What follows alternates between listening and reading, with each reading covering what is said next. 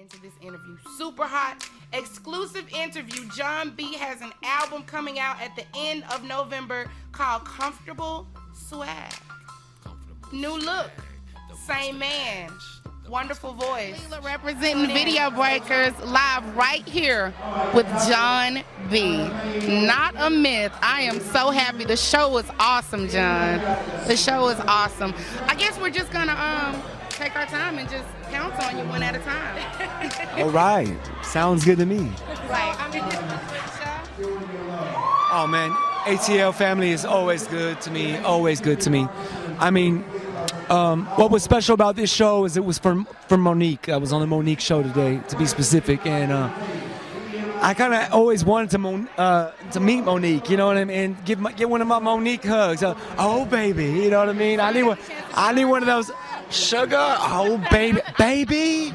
Right. And I did get me a baby Jon B. Don't you know? I mean, seriously, like Monique, for real, from me to you. You're such a godmother to me, for real. You are, you know what I mean. Spiritually, like such a fairy godmother. You know what I mean? Like for real, like you're not even real. You're not even real from this world, man. For real, you're so sweet. So I really appreciate being on her show. We had a lot of fun. Okay, we're gonna let's talk about the music, Kay. I know you've got questions. I've got questions.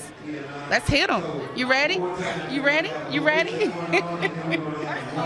I know. I want to talk about just your background a little bit because you have been doing your thing for just so long. What are we looking at? Forever young. Forever. Oh yeah, forever young. Right. But you've been doing your thing for so long. I mean, I'm not gonna tell you how old I was.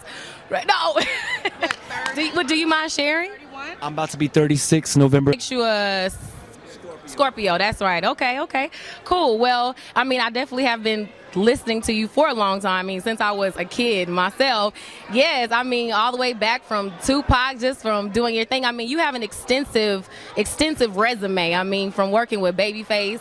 I mean, the list just goes on and on and on. So, I mean, just to reiterate, because we know who you are, but just for the new generation, the younger kids out there, can you tell the people, like, just the Cliff Note version of how you got started in this industry?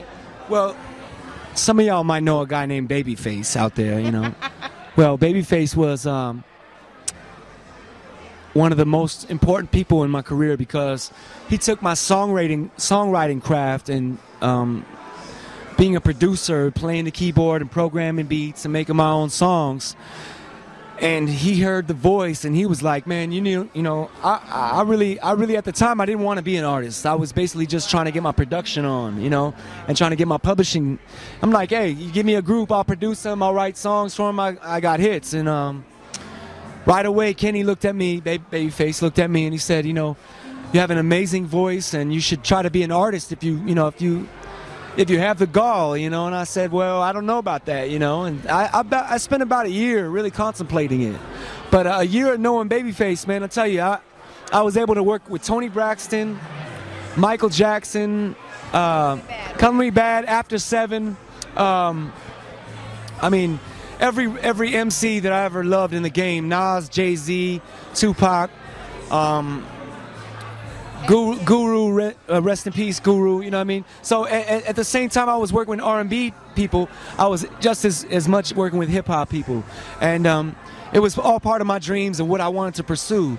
And at the time, nobody else was on none of that, you know what I mean? I was the first of my kind in terms of really just trying to keep it R&B and soul and not be a white pop act, you know, a boy band, quote-unquote, look to it. You know, you had that going on at the same time.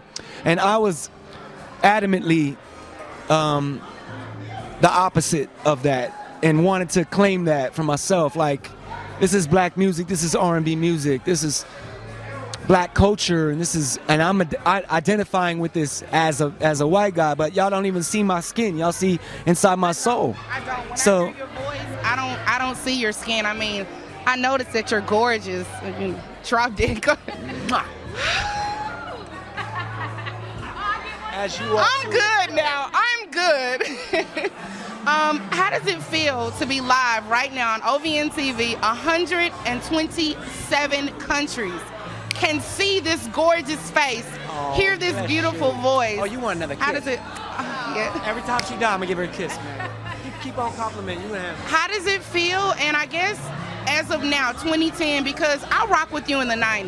yeah. I remember the Jon B with the low haircut, with the I'm just like, it's different when you grow up listening to an artist and then we watch you kind of grow. And then I didn't see you for a while, but it doesn't mean you weren't still behind the scenes. So let's talk about that. Because I hate when people say, well, what happened to so-and-so? He could have been producing, writing. Where has Jon B been? And what has he been doing other than giving me kisses on the cheek, which I'm enjoying? Right. That's a good one. I have been I've been producing, y'all, and when I mean producing, I mean I made a 3-year-old. Oh wow, you've been doing a lot of producing. My baby is 3. Her name is Azure. Azure? She is a beautiful princess, and let me tell you, if I didn't have a purpose before for singing about love music and crooning, you know, putting my heart and soul, my passion into this love music, man, I got a reason now. Let me tell you. This little girl will not let me live my purpose down. I mean, every weekend I'm on the road, you know, and I'm grinding. And the only thing I can think about is that I'm leaving this little person behind, you know, but there's a reason, you know, so she can have a beautiful future, you know, and it's so much more than wanting to be famous coming out this body right now, you know what I mean? God has truly blessed me with an opportunity to provide and be a provider, so I am a provider now, you know what I mean? For more than just myself, I'm proud to say, you know, my wife is a beautiful, supportive wife, and I couldn't be more blessed, man, you know, truthfully. Absolutely. So how long have you been married? 3 years now, going on 4 now. Okay. Ladies, you missed the boat. He's been married. You missed the boat. He's been married 3 years. 3 years, definitely. Well, that's definitely a beautiful thing. So, I mean, that has not stopped you from doing what you love. You continue to be musically active. I mean, you haven't been necessarily on the scene like that, but behind the scenes, I mean, and sometimes that's even better because I think that's probably where you can just, you know, sit in the box and really just get your musical thoughts together, you know what I'm saying? And not to make it sound like I was gone for 20 years, but I'm saying, like, I put an album out every 3 years. I put an album out in 2008 called Helpless Romantic for all the fans out there, you know what I mean? That already know, you already know, but as far as the fans out there that might not know about that album because it was a little below the radar. You know, it's a great album, man. And this new album is called Comfortable Swag. It's album Comfortable Swag. I like after all of the other albums, I felt like I had to top it with something and really show everybody like what makes this album different from all the other albums. I really feel like I've come into my own finally, you know. 36 years on this planet is really, it's a blessing, you know what I mean? I'm Comfortable Swag right here, you know. Let me say this, John, and you hold the mic. You're good. You hold the mic. You hold the mic. This is my question. I actually want to know, and I guess you can kind of talk to the people that have been in the game not that long. I think actually when you're more seasoned, you're better that way because your level of maturity, you're comfortable, you're in this for the right reasons now. A lot of people now, these kids are doing want to be famous and want to be famous.